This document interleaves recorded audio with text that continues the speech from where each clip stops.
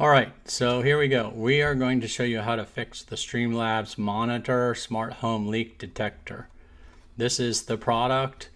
It just clips onto your pipe, your main water line right near the shutoff, and it tracks the usage of water in your home. It also is able to send you an alert when there is unusual usage, and that way you know if there's a leak somewhere, your toilet's leaking, your main water line is leaking somewhere, the water's running, dripping, costing you extra money.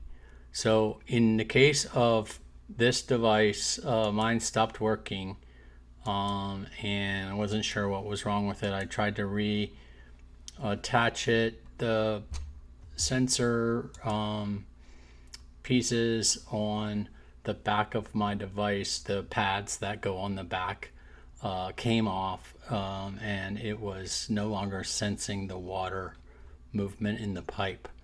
So I ordered a kit from their website, and let's see if we can find the kit.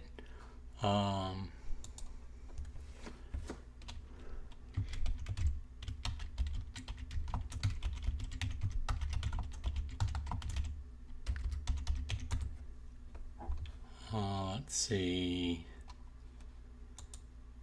There's instructions online how to do this. So if you go to this website, it gives you the details of how to replace the pads.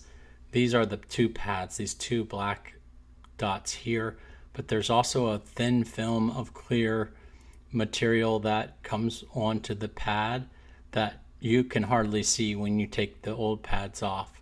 So first you need to do is remove the old pads here, and clean the sensor.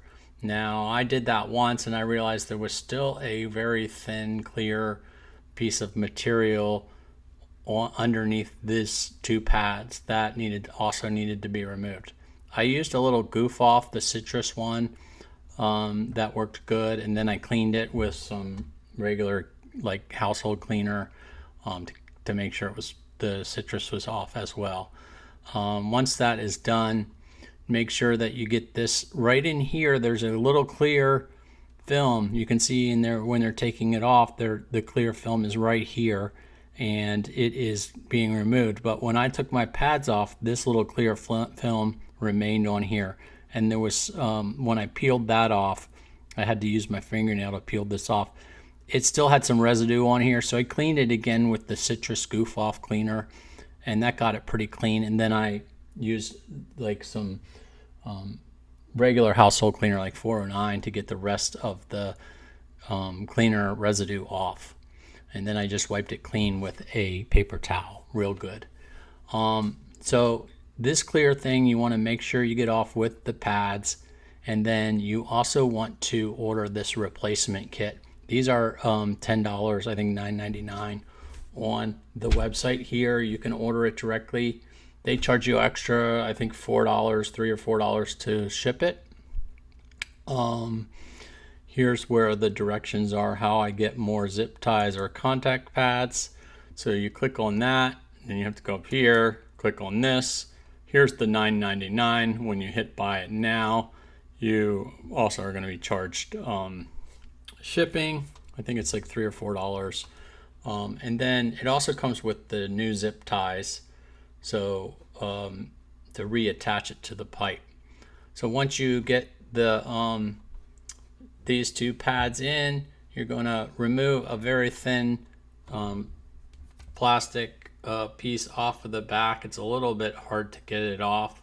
If you use your fingernail, you separate the clear plastic. It's almost like vinyl that attaches to these two pads, and it has its own additional clear sticker on it that you also want to get removed.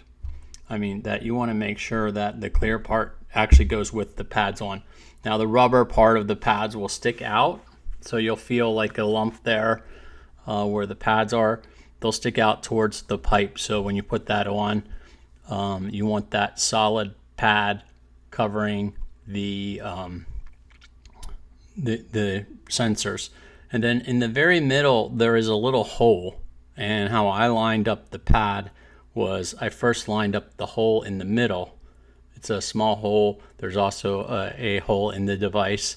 So I lined that hole up, and then I moved out the sides so it was solidly connected. And as soon as I put the new pads on, my monitor started working right away. It originally just had one blinking light. Then it moved to multiple blinking lights. And when you first start it, it has the blue blinking light where it connects to your Wi-Fi, and then it has the I think it's a yellow or green light that blinks that connects to, shows you that it's sensing the water.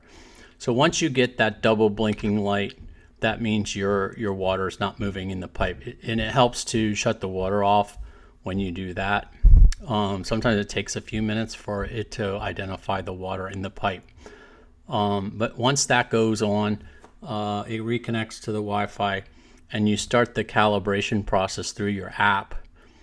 You'll get a solid blinking light, the yellow light, or it'll blink continuously while that is calibrating, and then it will switch again when you need to go to your faucet and turn on your faucet. The app gives you that directions.